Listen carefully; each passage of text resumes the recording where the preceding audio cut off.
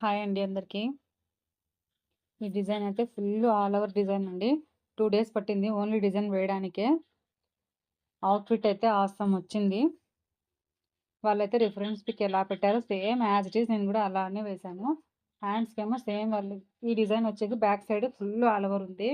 Hands కూడా ఫుల్లే ఉంది. కానీ వాళ్ళు హ్యాండ్స్ వద్దు అని పిక్‌లో అయితే ఇలానే యాడ్ చేశారు.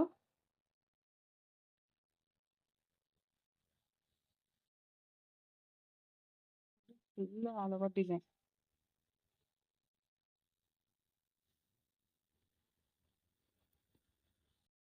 అంతా జరీ, ఓన్లీ జరీనే అండి. గోల్డ్ జరీ, సిల్వర్ జరీ అనేది వేశాను.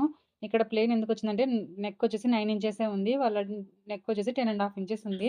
అందుకని షోల్డర్ దగ్గర కొంచెం గ్యాప్ వచ్చింది.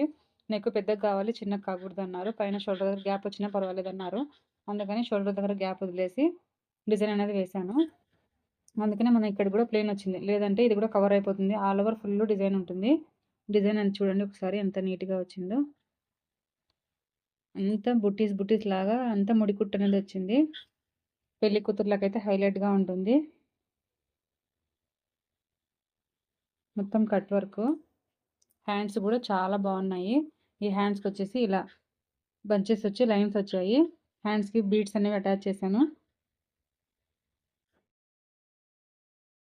వాళ్ళు పిక్ యాడ్ చేసినప్పుడు ఆ పిక్స్‌లో కూడా సేమ్ ఇలానే ఉన్నాయి. అందుకని సేమ్ ఇలానే యాజ్ ఇట్ ఈజ్ అనేది వేశాను. మనకి ఫ్రంట్ కూడా మన కొంగు ఎంతవరకు వస్తుందో అంతవరకు వచ్చేసి ఫుల్‌గా ఆల్ ఓవర్ డిజైన్ వచ్చేసింది చూడండి. ఇక్కడ నుంచి మన కొంగు వస్తుంది కదా! All over full design. Finishing కూడా చాలా బాగుంది.